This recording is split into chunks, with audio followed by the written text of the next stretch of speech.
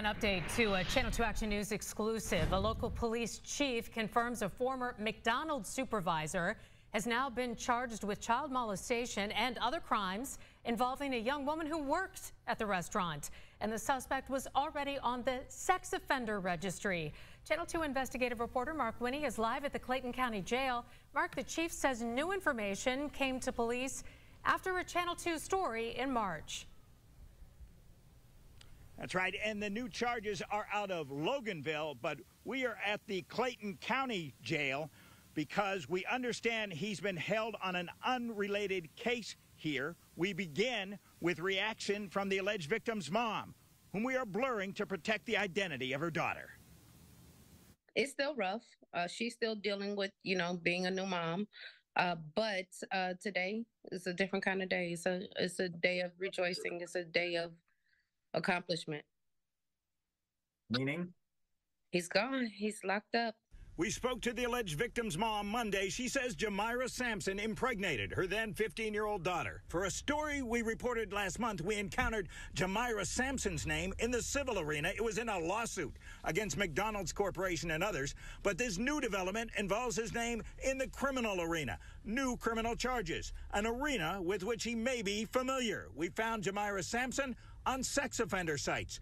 Mel Hewitt, plaintiff's attorney in the lawsuit, says Sampson was convicted of 2 sex offenses years before he was hired by the McDonald's at 4638 Atlanta Highway, Loganville, and that he was on the sex offender registry when hired and placed in a supervisory role. He began grooming her, ended up getting what certainly everyone's going to claim is consensual sex, but she's 15 years old. She's not legally able to consent. She cannot, not in the state of Georgia. Documents suggest Jamira Sampson has now been charged with child molestation, felony, statutory rape, felony, and enticing a child for indecent purposes, felony. Documents indicated all 3 offenses involve a child under the age of 16 and suggest Sampson took the victim in an automobile to an unknown park in Loganville and had sexual intercourse with the victim. Quote, the accused stated that he believed that he may be the father of the victim's child. A Clayton County warrant contains an allegation that Jamira Sampson on January 17th of this year committed an offense of aggravated assault by strangulation. A statement from Loganville Police Chief Dick Lowry says the Loganville Police Department has had an open criminal investigation regarding a reported statutory rape since February 2022, with Jamira Sampson as a suspect. After the WSB TV story on this case aired, additional information on the case and the suspect became available.